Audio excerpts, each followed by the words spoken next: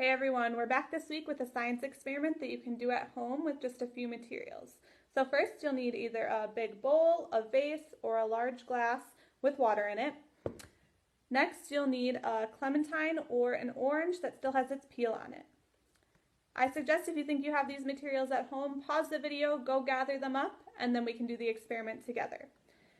So the first question I have for you is, do you think this clementine will sink or float if we put it in the vase with water?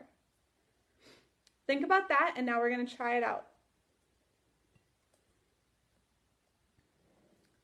So when we put the clementine with the peel on it in the water, it floated.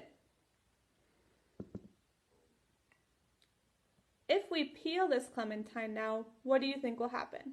Will the peeled clementine still float, or will it sink to the bottom of the glass? Let's try that out. So when we put the clementine in without the peel on it, it sinks to the bottom. And the same thing should be happening if you're using an orange and took the peel off of that. Now, why do we think this happens? We're going to learn about a big word called buoyancy. Let's say that together. Buoyancy. This is the likelihood an object has to either sink or float. So when we put this clementine in the water, it has two forces acting on it.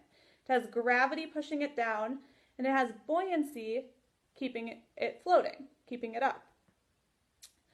The peel of this clementine helps provide buoyancy. It has tiny air pockets all around it that help push the water away to keep it afloat.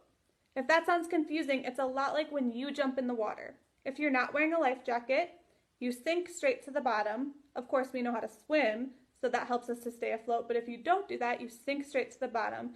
And if you're wearing a life jacket, it keeps you afloat, just like the peel of this clementine.